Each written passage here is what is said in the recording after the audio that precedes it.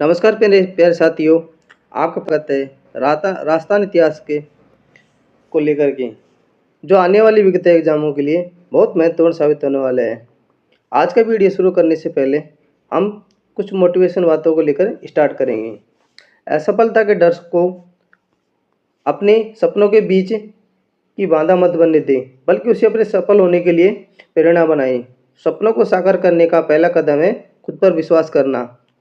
अपने आत्मविश्वास को हमेशा ऊंचा रखें, क्योंकि यही आपकी असली ताकत है।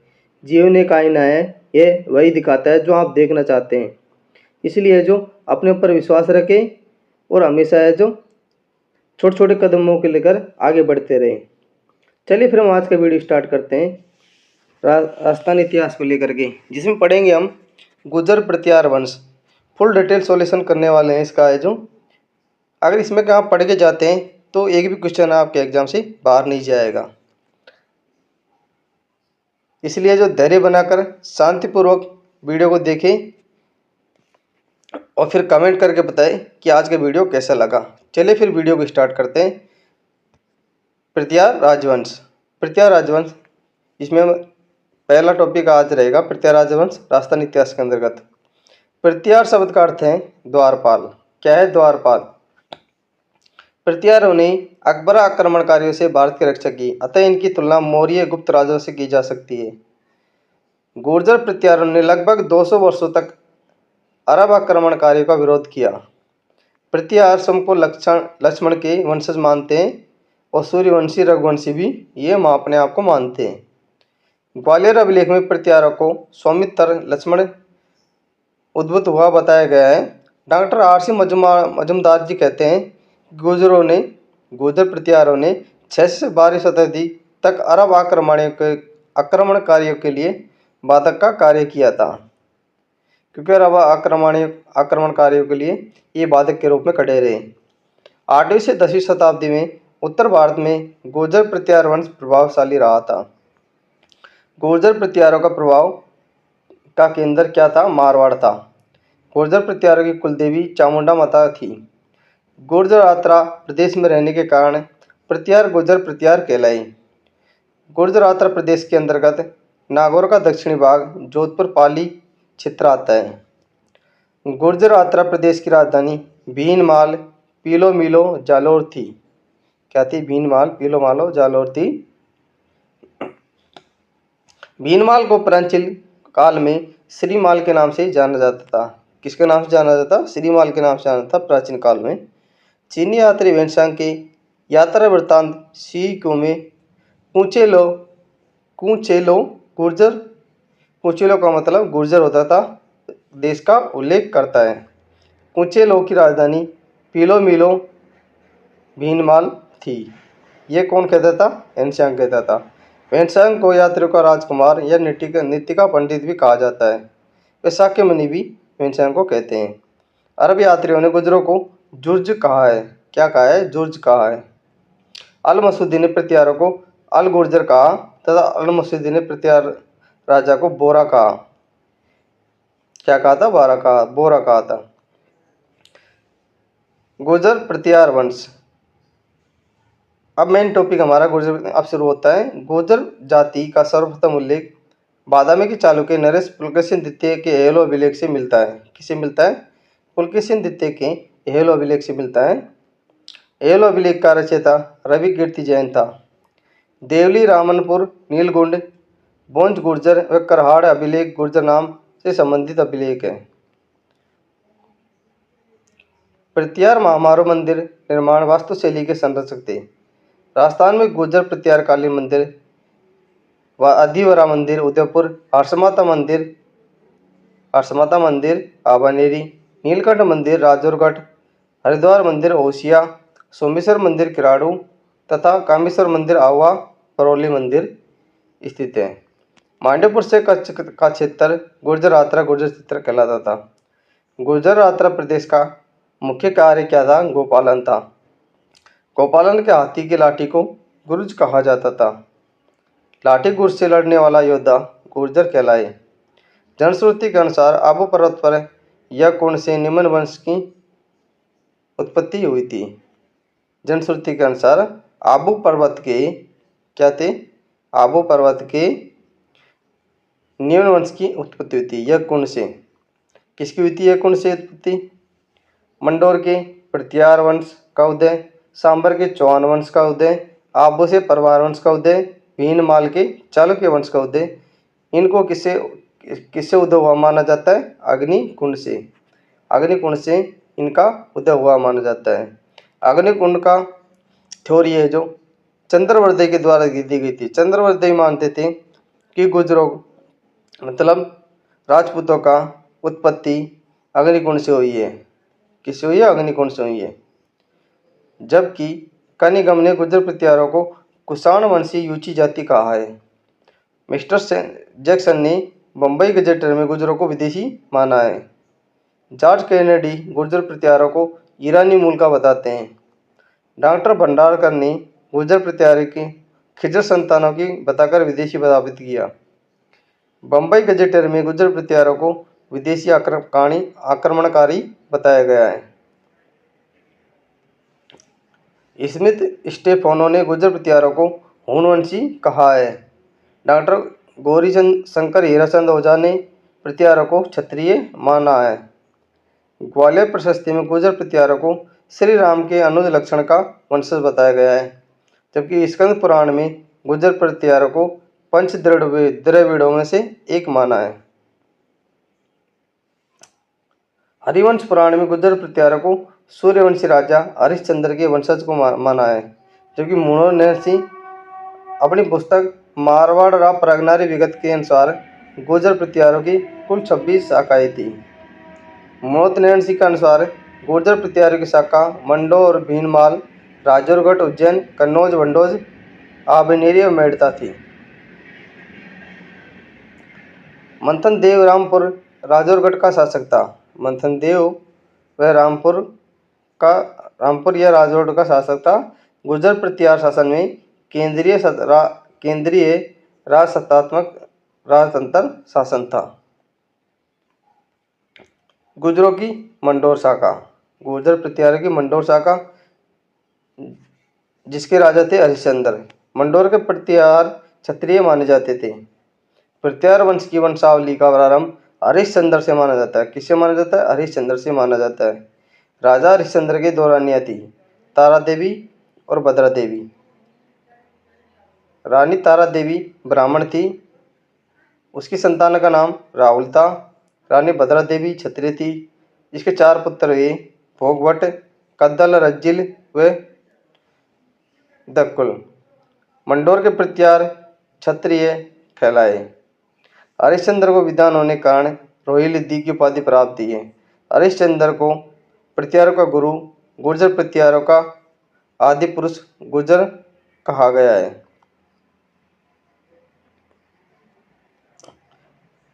हरिश्चंद्र के बाद राजा बनता है रज्जिल बनता है। रज्जिल गुर्जर प्रत्यार राजवंश के आदि पुरुष हरिश्चंद्र थे। मंडोर के गुर्जर प्रत्यार राजवंश के संस्थापक कौन थे? रज्जिल थे। हरिश्चंद्र के बाद मंडोर की वंशावली हरिश्चंद्र के तीसरे पुत्र रज्जिल से 560 ईस्वी में प्रारंभ होती है। 560 ईस्वी में रज्जिल ने प्रत्यार राजवंश की स्थापना करते हुए अपने राज्य की राजधानी मंडोर जोधपुर शहर को बनाकर मंडोर में सबसे पहले राजसूय यज्ञ आरंभ किया। रज्जिल ने कोई कूप नगर में महामंडलेश्वर महादेव का मंदिर भी बनवाया। रज्जिल के दरबारी ब्राह्मण नरहरि ने रज्जिल को राजा की उपाधि से सम्मानित किया था। क्या किया था? राजा की उपाधि से सम्मानित किया था। उसके बाद आता है नरभट्ट। रज्जिल के बाद उत्तराधिकारी नरभट्ट मंडोर शासक बना। नरभट्ट ने रोहिस्कूप नगर मंडोर में विष्णु मंदिर बनवाया। नरभट्ट ने पीली पणी की उपाधि धारण की, जिसका शाब्दिक अर्थ होता था गुरु। गुर्जर प्रत्यार वंश ने शासन को सुविधा की दृष्टि से प्रांतों में विभाजित किया, जिसे अधिकारी राजस्थानीय राजपुरुष कहलाते थे। मुणोत नैन सिंह के अनुसार गुर्जर प्रत्यार की 2 प्रमुख शाखाएं थी, मंडोर व भीनमाल। क्या थी? मंडोर व भीनमाल। गुर्जर प्रत्यारों की सबसे प्राचीन शाखा मंडोर शाखा थी। मंडोर शाखा का संस्थापक रज्जिल था। भीनमाल शाखा का संस्थापक नागभट्ट प्रथम था। गुर्जर प्रत्यार वंश का संस्थापक हरिश्चंद्र मनोद था। क्या था? हरिश्चंद्र मनोद था।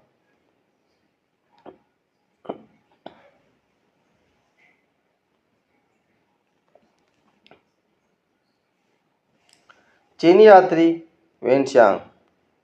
चीनी यात्री वेनशांग ने नरबट का उल्लेख पेलोली नाम से दिया है। पेलो पेली शाब्दिक अर्थ है साहसिक कार्य करने वाला, साहसिक कार्य करने वाला। नागभट्ट प्रथम। नागभट्ट प्रथम रज्जिल का पोता था जो बड़ा महत्वाकांक्षी था। नागभट्ट को नाहड़ नाम से भी जाना जाता है। नागभट्ट ने मेड़ता को जीतकर मंडोर से मेड़तपुर को अपनी राजधानी बनाया। नागभट्ट की रानी रज्जिका देवी से 2 पुत्र भोजवे तात हुए। क्या हुए? भोजवे तात हुए। नागभट्ट प्रथम के बाद भोज। नागभट्ट प्रथम का बड़ा पुत्र तात था। तात आध्यात्मिक प्रति होने के कारण उसने अपना राज्य छोटे भाई भोज को दे दिया और स्वयं मांडव्य के पवित्र आश्रम में जाकर धर्म आचरण में प्रवृत्त हुआ। तात के पश्चात भोज प्रत्यारों का राजा बना। कौन बना? भोज बना। शिलुक ने वलमंडल जैसलमेर के आसपास का क्षेत्र देवराज भाटी को परास्त किया। शिलुक ने त्रावण में तवन क्षेत्र उत्तरी पश्चिम राजस्थान का क्षेत्र पर अधिकार कर साम्राज्य का विस्तार किया। क्या किया? साम्राज्य का विस्तार किया। शिलुक ने जोधपुर में सिद्धेश्वर मंदिर, महादेव मंदिर का निर्माण करवाया। जोट प्रत्यार। शिलुक के बाद उसका पुत्र जोट मंडोर के प्रत्यारों का राज्य बना।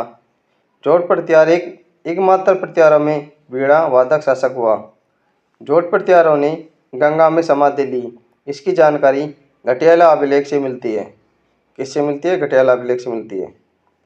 अगला आ जाता है कक। कक ने मुंदगिरी मुंगेर बिहार में गौंड के साथ लड़ने में यश पाया। कक ने भाटे वंश की राजकुमारी पद्मिनी से विवाह किया। पद्मिनी के बाहुक नामक पुत्र हुआ। पद्मिनी से क्या हुआ? बाहुक नामक पुत्र हुआ। कक की दूसरी रानी दुर्लभ देवी से कक्कुक नामक पुत्र का जन्म हुआ। कक नागभट्ट द्वितीय का प्रमुख सामंत था। कक ने बंगाल के धर्मपाल के विरुद्ध युद्ध में भाग लिया था। कक व्याकरण ज्योतिष आदि का ज्ञाता तथा एक कवि भी था। क्या था? एक कवि भी था। बाहुक ने 1837 में मंडोर के विष्णु मंदिर में एक प्रशस्ति लगवाई जिसमें उसने अपने वंश के बारे में वर्णन किया। बाहुक के बाद आ जाता है कक्कुक। बाहुक के बाद उसका सौतेला भाई कक्कुक शासक बना। कक्कुक ने 2 स्तंभों का निर्माण करवाया। एक स्तंभ मंडोर जोधपुर में, दूसरा स्तंभ रोहिस्कूप नगर मंडोर में करवाया था। कक्कुक ने 861 ईस्वी में 2 शिलालेख लगवाए जिन्हें घटियाला लेख के नाम से जाना जाता है। घटियाला लेख के नाम से जाना जाता है। घटियाला अभिलेख के अनुसार कक्कुक ने आबिरों को पराजित करके घटियाला में महाजनों को बसाया, उनके व्यापार में वृद्धि की। क्या की थी? व्यापार में वृद्धि की थी। भीनमाल के गुर्जर प्रत्यार। भीनमाल के गुर्जर प्रत्यारों में रघुवंशी प्रत्यारों ने चावंडों से प्राचीन गुर्जर देश छीन लिया, अपनी राजधानी भीनमाल को बनाया। भीनमाल शाखा के प्रत्यारों की उत्पत्ति के विषय में जानकारी ग्वालियर प्रशस्ति से मिलती है। किससे? ग्वालियर प्रशस्ति से। ग्वालियर प्रशस्ति शासक मिहिर भोज प्रथम के समय उत्कीर्ण हुई। प्रसिद्ध कवि राजशेखर ग्रंथ से भीनमाल के प्रत्यारों की जानकारी मिलती है।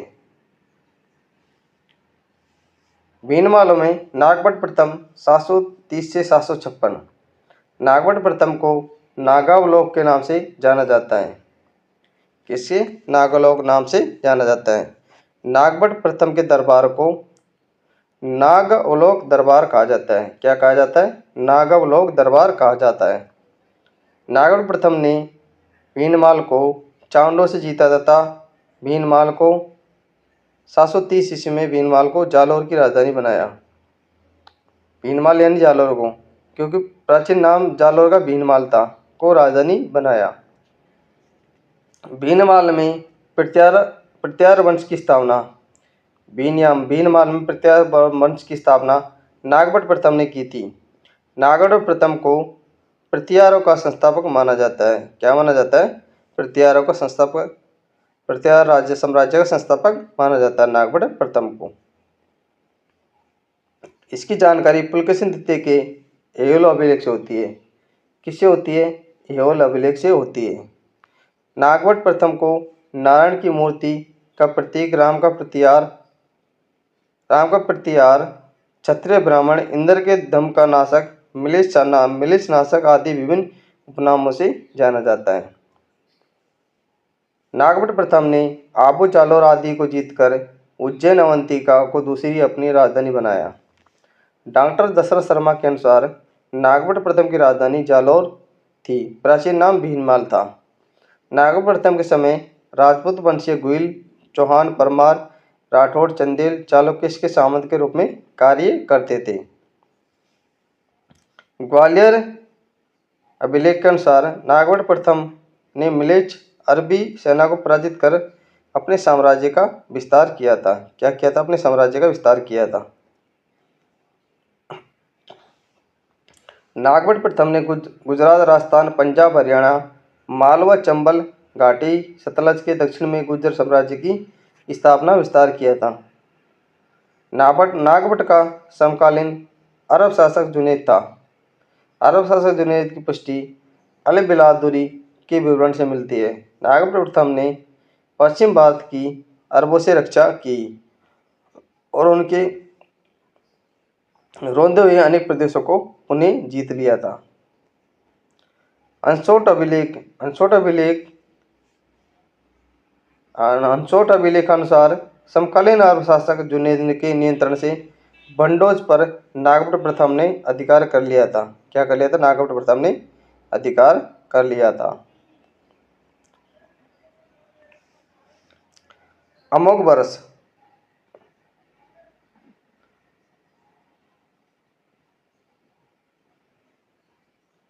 वर्ष प्रथम के संजन ताम्रलेख 871 में के अनुसार राष्ट्रकूट नरेश दंती दुर्ग ने नागभट्ट प्रथम को हिरण्यगर्भ नामक यज्ञ में द्वारपाल का कार्य करने हेतु विवश किया। नेक्स्ट आ जाता है कुकस्त। नागभट्ट ने अपने तेजवर्धन के पुत्र अपने भतीजे कुकुद को गोद लिया, अपना उत्तराधिकार नियुक्त किया। क्या क्या? अपना उत्तराधिकार नियुक्त किया। कुकस्त को कुक्कुक के नाम से जाना जाता है। नागभट्ट ने अपने भाई तेजवर्धन के पुत्र अपने भतीजे कुकुस्त को गोद लिया था और अपना अधिकार नियुक्त किया था।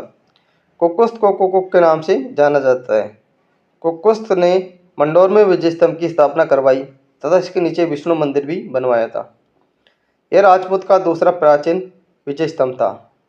पहला विजय स्तंभ विष्णुवर्धन द्वारा बैना किले भरतपुर में स्थापित करवाया गया था।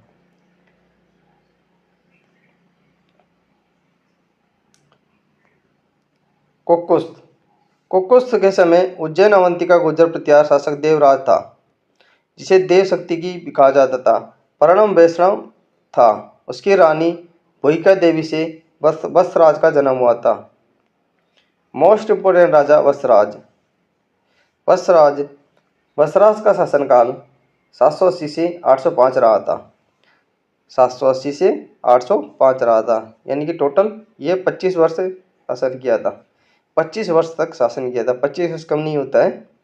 वत्सराज देवराज वे भूमिका देवी का पुत्र था। वत्सराज भीनमाल में गुर्जर प्रतिहारों का वास्तविक संस्थापक था। क्या था? भीनमालों में क्या था? ये वास्तविक संस्थापक था। वत्सराज के समय कन्नौज के त्रिपक्षीय संघर्ष की शुरुआत हुई थी। किसकी हुई थी? त्रिपक्षीय संघर्ष की शुरुआत हुई थी। मोस्ट इंपोर्टेंट लगाए इसको। किसके समय हुई थी त्रिपक्षीय संघर्ष शुरुआत? वत्सराज के समय। कन्नौज का त्रिपक्षीय संघर्ष 150 वर्ष तक चला था। कितने? 150 वर्ष तक चला था। कन्नौज का त्रिपक्षीय संघर्ष 8वीं सदी से प्रारंभ हुआ। सम्राट हर्षवर्धन की मृत्यु 647 ईस्वी के बाद भारत के राजनीति की धुरी कन्नौज पर अधिकार करने हेतु संघर्ष प्रारंभ हुआ था। उत्तर भारत के गुर्जर प्रतिहार, दक्षिण भारत के राष्ट्रकूट पूर्व में बंगाल के पाल वंश के बीच त्रिवर्षीय त्रिपक्षीय संघर्ष हुआ था।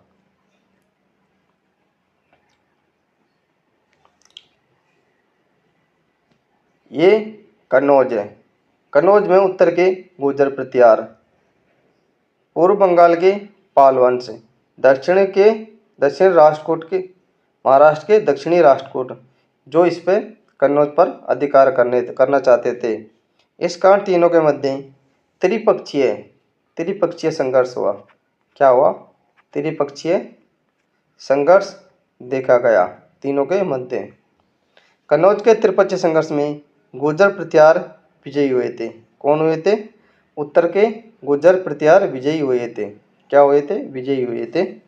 परंतु वत्सराज राष्ट्रकूट राजा ध्रुव से हार गया। जो यहाँ का एक ध्रुव राजा था उससे ये वत्सराज हार गया था। प्रतिहार व पाल शासकों पर अपनी विजय की खुशी में ध्रुव ने गंगा यमुना के चिन्हों को राष्ट्रकूट कुल चिन्ह एल्बम में शामिल किया। कन्नौज को कुश स्थल महोदय नगर के नाम से भी जाना जाता है। त्रिपक्षीय संघर्ष के समय कन्नौज पर शक्तिहीन आयुध वंश इंद्रायुध चक्रायुध में के शासकों शामिल थे। वत्सराज को रणस्थीन युद्ध का हाथी की उपाधि दी गई थी। वत्सराज को प्रारंभिक महत्वपूर्ण सफलता गौड़ जाति के विरुद्ध प्राप्त हुई। भागवत धर्म को समर्थन देने के कारण वत्सराज को एक ब्राह्मण दुग्गिल के जयवरा नामक उपाधि दी। वत्सराज शैव मत का अनुयायी था। वत्सराज के समय 778 ईस्वी में उदयन सूरी द्वारा कुवलयमाला ग्रंथ की रचना की। वत्सराज के समय जिनसेन सूरी द्वारा 781 ईस्वी में हरिवंश पुराण की रचना की। वत्सराज के शासनकाल में वल्ली प्रबंध नामक अभिलेख लिखा गया। वल्ली प्रबंध नामक अभिलेख में सती प्रथा, नियोग प्रथा, स्वयंवर की प्रथा की जानकारी मिलती है। वत्सराज ने ओसिया जोधपुर में एक सरोवर तथा महावीर स्वामी का एक मंदिर बनवाया। पश्चिम भारत का प्राचीनतम जैन मंदिर माना जाता है। जो ओसिया के मंदिर प्रतिहार कालीन मंदिर है जो महामारू शैली में बने हुए हैं, लेकिन ओसिया में स्थित हरिहर मंदिर पंचायतन शैली में बने हुए हैं। क्या है? हरिहर मंदिर किस में बना है? पंचायतन शैली में, जबकि ओसिया के मंदिर प्रतिहार कालीन मंदिर है जो महामारू शैली में बने हैं। जैन अभिलेख की स्थापना का उल्लेख घटियाला अभिलेख से मिलता है। किससे मिलता है? घटियाला अभिलेख से मिलता है। किससे? घटियाला अभिलेख से मिलता है। ओसिया सूर्य हिंदू जैन मंदिरों के लिए प्रसिद्ध है। ओसिया को आस्थान का भुवनेश्वर कहा जाता है। ओसिया में सच्चा माता ओसिया माता का मंदिर है। ओसिया माता ओसवाला की कुलदेवी मानी जाती है। ओसिया के मंदिर अपनी मूर्ति कला के लिए प्रसिद्ध है। वहाँ पर कोई भी दो मंदिर एक जैसे नहीं बने हैं। जैन कवि द्वारा रचित पृथ्वीराज विजय से पता चलता है कि चामान शासक दुर्लभराज प्रत्याज वत्सराज का सामंत था। वाणी रागनपुर अमोघ वर्ष प्रथम के सज्जन ताम्रपत्र से त्रिपक्षीय संघर्ष के बारे में जानकारी मिलती है। राष्ट्रकूट नरेश गोविंद तृतीय के राघवनपुर अभिलेख से ज्ञात होता है कि गौड़ देश के शासक को परास्त किया गया। मध्यातर वत्सराज ने गौड़ की राजलक्ष्मी को आसानी से हस्तगत कर उसके 2 राज छत्रों को छीन लिया था। नेक्स्ट है नागभट्ट द्वितीय।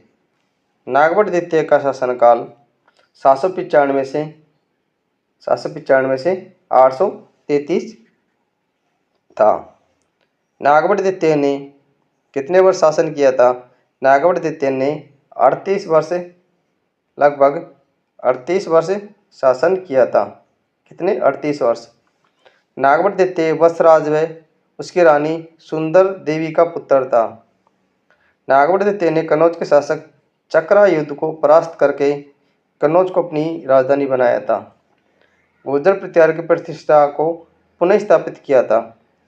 नागभट्ट द्वितीय के शासनकाल को प्रतिहारों की कन्नौज शाखा का आरंभ हुआ। कन्नौज पर अधिकार करने के पश्चात मुंगेर नामक स्थान पर नागभट्ट द्वितीय ने धर्मपाल को परास्त किया था। किसको? धर्मपाल को परास्त किया था। नागभट्ट द्वितीय की उपलब्धियों का वर्णन ग्वालियर प्रशस्ति में मिलता है। चौहान शासक गुहक प्रथम नागभट्ट द्वितीय का सामंत था, जिसने धर्मपाल को पराजित करने में महत्वपूर्ण भूमिका अदा की। अरब आक्रमणकारियों पर पूर्णतः रोक लगाने वाला पृथ्वी राजा नागभट्ट द्वितीय था। नागभट्ट द्वितीय की दानशीलता एवं कन्यादान के कारण इन्हें कर्ण की उपाधि दी गई, जिसका उल्लेख ग्वालियर अभिलेख में मिलता है। नागभट्ट द्वितीय को बुच कला अभिलेख जोधपुर में परम भट्टारक महाराधिराज परमेश्वर कहा गया है। नागभट्ट द्वितीय के बुच कला जोधपुर अभिलेखागार अनुसार जोधपुर नागभट्ट द्वितीय ने मंडोर में एक विष्णु मंदिर, शिव मंदिर का निर्माण करवाया था। ग्वालियर अभिलेख के अनुसार नागभट्ट द्वितीय ने आंध्र, सिंध, विदर्भ और कलिंग को भी जीत लिया था। लेख में कहा गया है कि इन देशों के राजाओं ने उसके समय उसी प्रकार आत्मसमर्पण किया जिस पर पतंग दीपशिखा के समक्ष करते थे। ग्वालियर लेख में नागभट्ट द्वितीय को किरात प्रदेश, हिमालय का दक्षिणी भाग, अनार्त वो काठियावाड़, तुरुसुक मत्स्य प्रदेश का विजेता बनाया। चंद्रप्रभ सूरी के प्रभाव चरित्र ग्रंथ के अनुसार 23 अगस्त 1833 को नागभट्ट द्वितीय ने गंगा में जल समाधि ली।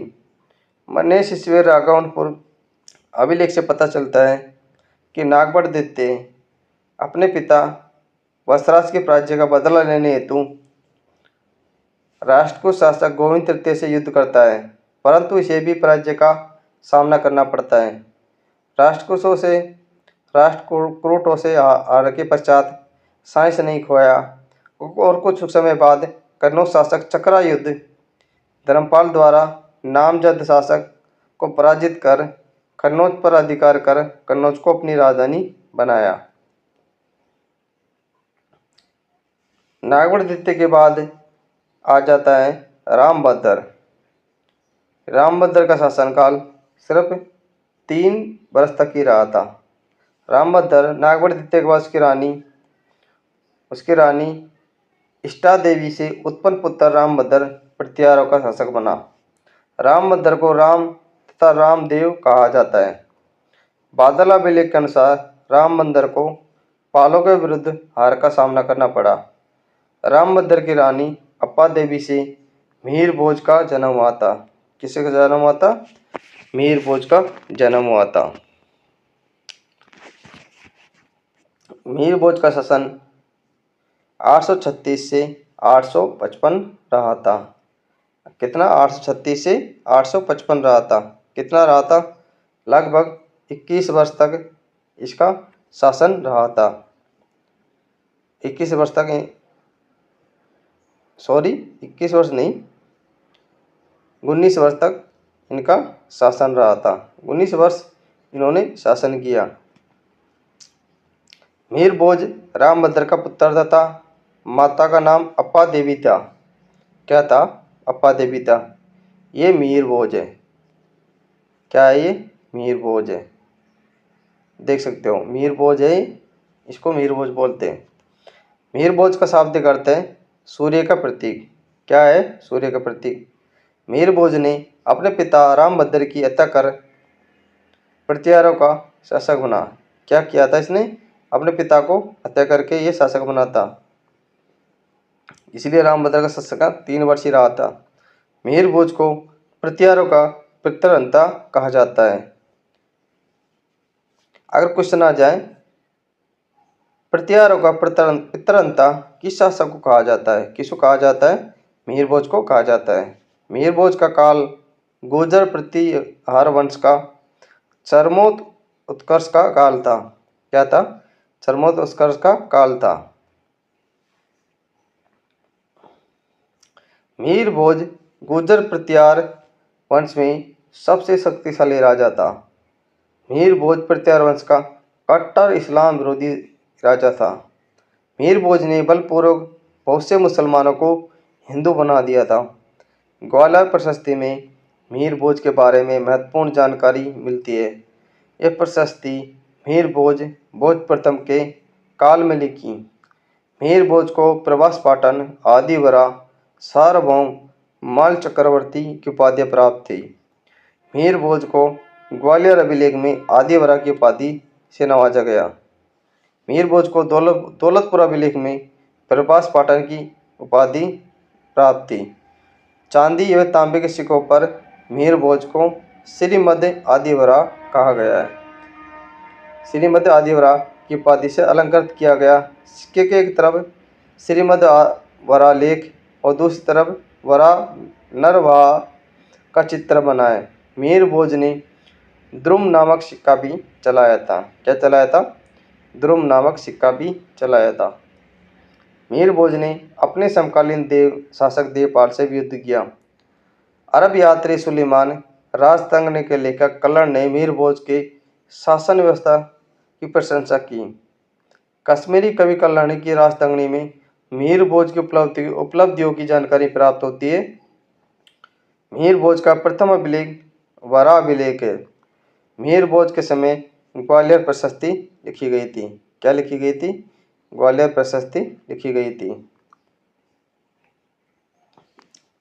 मीर भोज द्वारा रचित विधा विनोद, भोजू चप्पू, योग सूत्र वृत्ति, शब्द अनुशासन, कृत्य कल्पत्रु, राज मृडांड, प्राकृत व्याकरण, आयुर्वेद, सरस्व श्रृंगार प्रकाश, युक्ति कल्पत्रु, राज कारतांड सिद्धांत संग्रह की रचना की गई थी।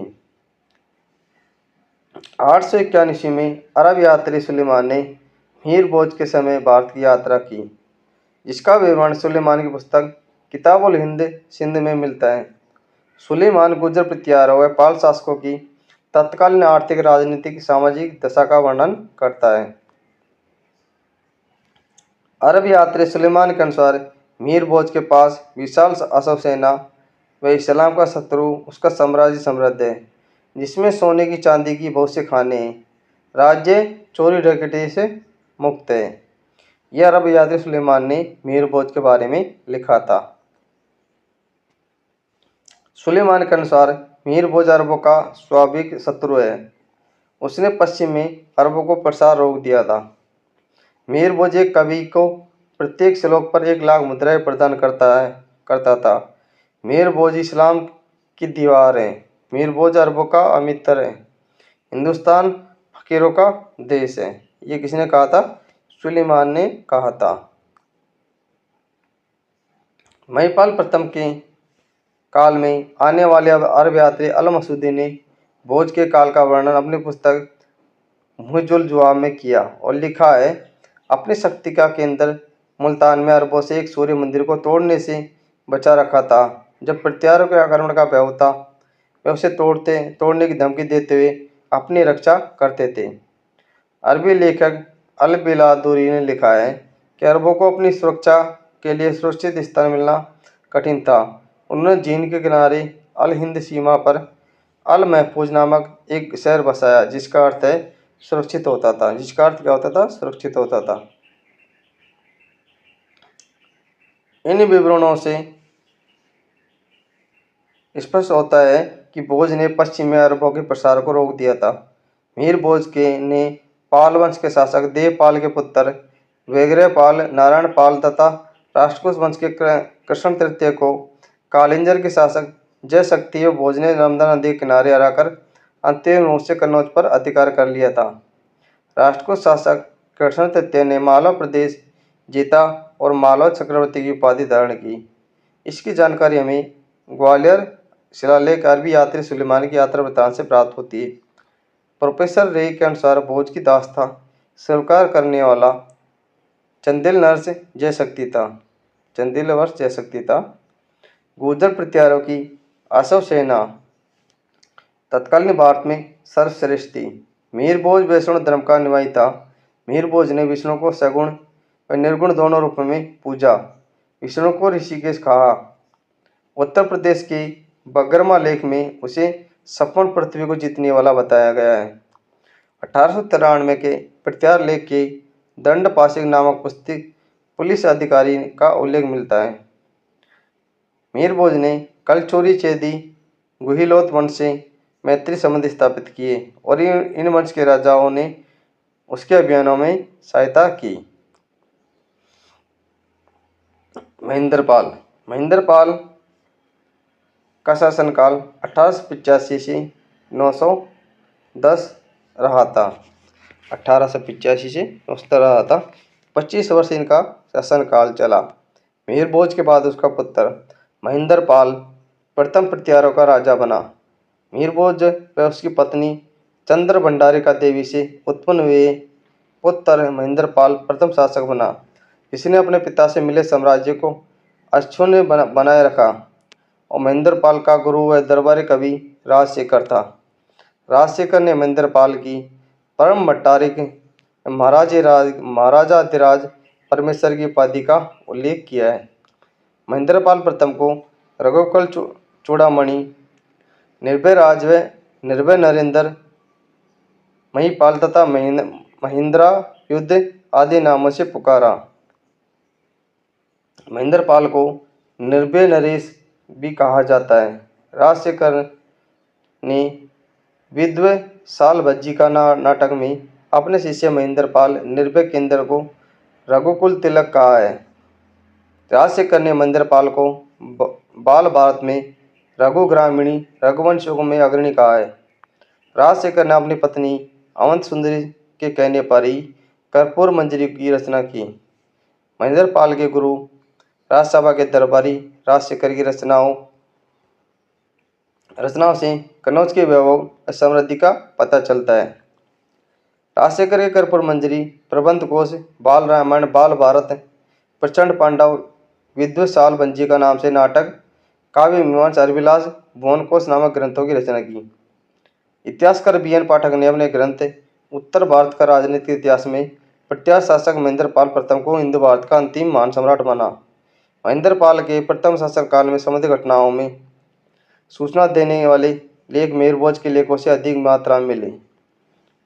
महेंद्रपाल के अभिलेखों में बिहार शरीफ पटना में चौथे वर्ष के 2 लेख, राम गया गुनरिया गया से प्राप्त 8वें-9वें वर्ष के अभिलेख, इटखोरी हजारीबाग पहाड़पुर राजशाही बंगाल से प्राप्त 5वें वर्ष का अभिलेख आदि उल्लेखनीय है।